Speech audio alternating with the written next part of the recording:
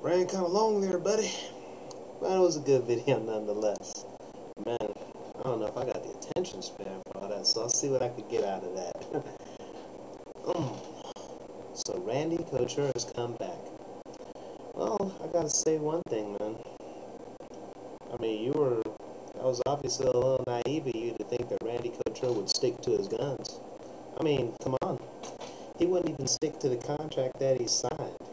I mean, it was funny watching Randy Couture parade around the media, saying he was treated poorly. Oh, I didn't get paid enough money. Oh, I was always disrespected.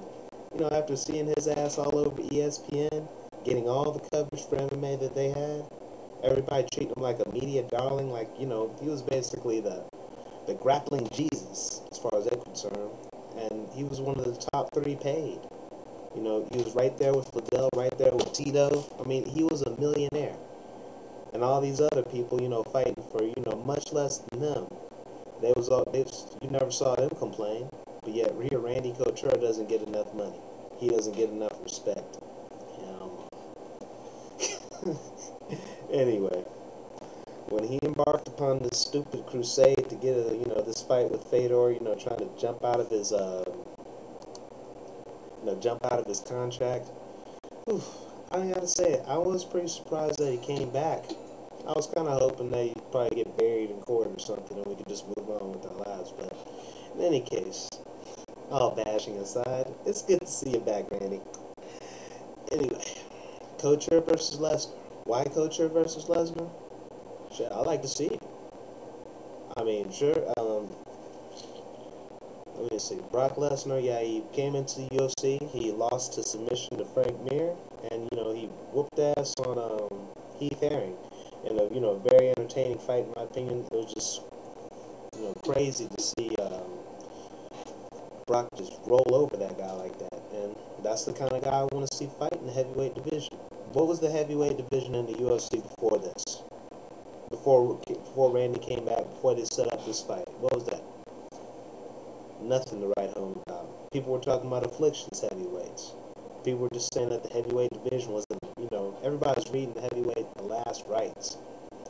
Now Randy's back. They're making this huge super fight with him and Brock. You see him on ESPN. They're making the rounds of the media. I mean, it is generating excitement in that division that was like dead before. So how can that be a bad thing? Why are we complaining? What's the problem? I mean, things sucked before, great now. But in any case, what about Nogueira? Nogueira is about to be on TV in front of millions of people, and he's going to fight for his title. Yes, and who cares? Interim title, whatever. He's going to be a face of the UFC. He's going to get his face on TV, and he's going to be and that's going to make a high-profile fight, especially coming off the heels of UFC 91. You got this big fight with Brock Lesnar and Randy Couture. They're going to get it on. They're going to get out there, and everybody's going to see it. Then after that, who are they going to fight next? The winner of Nogueira and Mir. If Nogueira can take out Mir, boom, he's right there. He is the next fight for one of the biggest fights in UFC history. He's the next guy. You saw him on TV, now you're going to see him in the ring against either Randy Couture or Brock Lesnar. That's great for Nogueira. What about Nogueira? Nogueira's go. Moving on. What about Verdum? Verdum's a good fighter. At the same time, I'm not excited about Verdum. He doesn't have that. I don't really, he's a great fighter. He's been beating fools. He's definitely in line for a title shot. However, when you get big fights like this, you have to put them together, and I'm glad the UFC is now, doing that. You gotta get Brock versus Randy. You gotta get whoever wins that against Nogueira if he wins. I mean, just like this, they waited around for like 10, 15 years to get a Chuck Vanderlei match, and by the time they were already beaten twice. You gotta strike when the hammer's hot. That's why Thiago Alves and Diego Sanchez, they're gonna have to wait around. That's why Kenny's waiting around. You got to strike when the iron's hot. You got to give the fights people want to see, and people want to see these fights. That's why there's money coming in. I give them money so I can see that fight. So why should I wait around for Verdun? Why should I wait around for Alves? I love those guys. But damn it, I want to see GSP versus BJ. I want to see Brock versus. I want to see Brock versus Lesnar. Anyway, I want to see Brock versus Couture. I was thinking about saying that again. But anyway, I want to see the big fights. I don't want to see the next guy. I want to see that big fight stuff. That's just how I roll.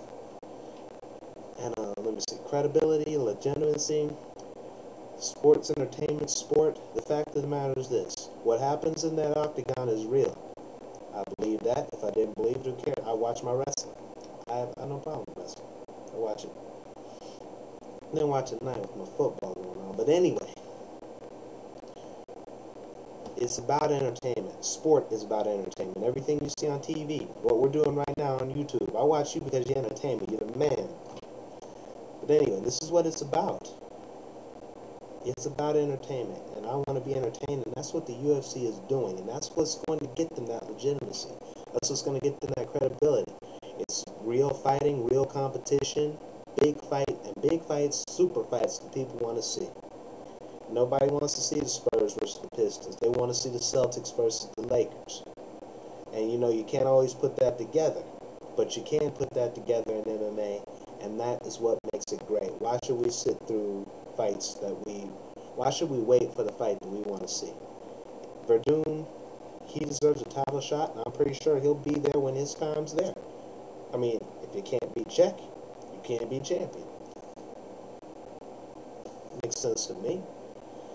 And as far as, you know, everything else, man, Shaw knocked the shit out of Chuck. See you later, dog. I think.